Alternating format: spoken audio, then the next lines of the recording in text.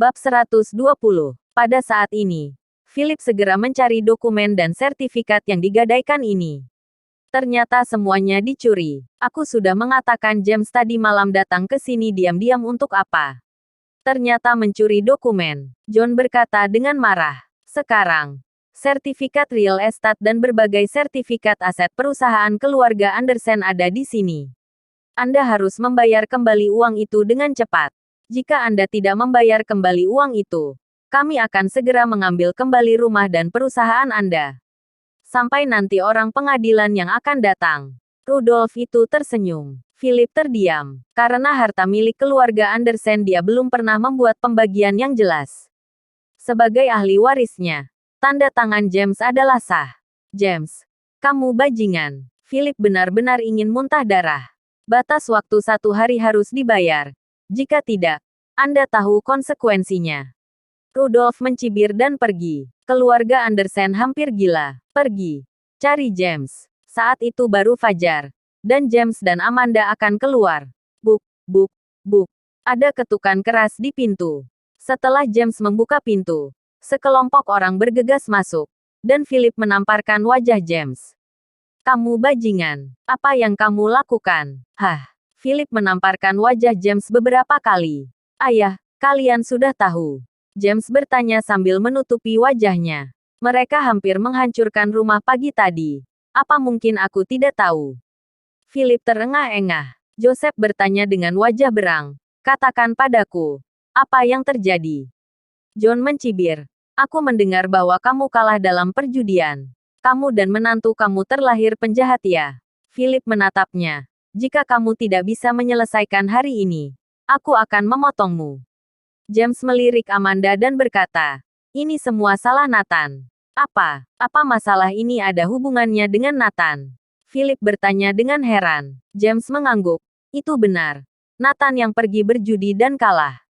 Mereka ingin memotong Nathan. Kalau tidak mana aku berani mencuri barang-barang ini. Sekarang keluarga Andersen dalam kemarahan. James tahu jika dia mengatakan yang sebenarnya, dia pasti akan dipukuli sampai mati. Jadi pertama-tama salahkan Nathan. Keluarga Andersen tidak percaya apa yang dikatakan James sekarang. Dan semua orang memandang Amanda. Amanda menggertakkan giginya dan berkata, itu benar. Itu Nathan. James tidak berjudi selama 6 tahun. Untuk menghasilkan banyak uang. Nathan diam-diam berjudi. Ayah. Apakah ayah ingat uang yang kami bayarkan dulu? Philip mengangguk. Tentu saja aku ingat. Mungkinkah 5 miliar itu hasil judi Nathan? Amanda mengangguk. Ya. Itu hasil dia berjudi. Bukan meminjam uang.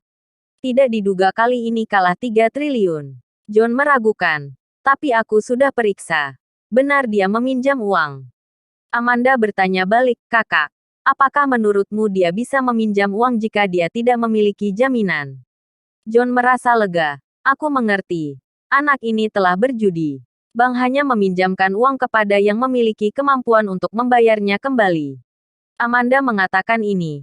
Dan semua orang di keluarga Andersen mempercayainya. James diam-diam mengacungkan jempol kepada istrinya. Otak istrinya berputar terlalu cepat. Alasan ini sempurna. Semuanya dilimpahkan ke Nathan. James menambahkan, kalian tidak melihat apakah Nathan berada di sini. Dia sudah melarikan diri. Philip marah dan berteriak, Nathan, kamu bajingan. Aku akan membunuhmu. Pergi. Cari Nathan. Semua orang pergi dengan tergesa-gesa. Bab 121. Setelah keluarga Andersen pergi, James menarik napas dalam-dalam. Aman untuk saat ini. Wow, istriku. Kamu sangat pintar. James tidak lupa memuji. Pergi cari kakak dan iparmu. Jika tidak membayar, jarimu yang dipotong. Amanda memutar matanya ke arahnya. Keduanya segera bergegas ke Hotel Marriott. Rahel Garrett bertanya, ada apa mencari kami sepagi ini? Kakak, ipar, aku langsung ke inti saja. Kami ingin meminjam 3 triliun darimu. Kami membutuhkan uang untuk bisnis baru-baru ini. Kalian tidak perlu khawatir bila tidak dibayar. Kamu juga tahu tentang proyek Kirana. Proyeknya lebih dari 10 triliun.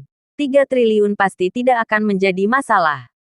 James dan Amanda langsung ke pokok permasalahan. Rahel Garrett dan Neil Parsons saling berpandangan. Kami diskusi dulu. Setengah jam kemudian, keduanya setuju untuk meminjam 3 triliun dolar. Terutama, proyek Kirani terjamin. Bagus. James sangat bersemangat. Tetapi pada saat ini, ponsel Rahel Garrett berdering. Mario Garrett yang menelepon. Rahel Garrett terhubung. Mario. Ada apa? Bibi. Aku ingin memberitahumu sesuatu. Wajah Rahel Garrett sangat berubah ketika dia mendengarnya. Dan dia melirik James dan istrinya dengan curiga. Oke. Begitu. Jangan pinjamkan uang. Setelah menutup telepon, Rahel Garrett berkata dengan marah, kamu tidak mengatakan yang sebenarnya. Membutuhkan uang untuk berbisnis. James, kamu jelas kalah judi 3 triliun. Ketika Neil Parsons mengetahuinya, dia juga sangat marah, cepat pergi. Saat utangmu sudah dilunaskan baru kita berjumpa lagi. James dan Amanda diusir. Keduanya tercengang. Jelas tadi bersedia meminjamkan. Kenapa dengan satu telepon tidak jadi meminjamkan? Bagaimana sekarang? James berkeringat dengan cemas. Di sisi lain, Kirana juga berusaha mencari cara. Tetapi dia paling banyak hanya dapat mengumpulkan hingga 500 miliar.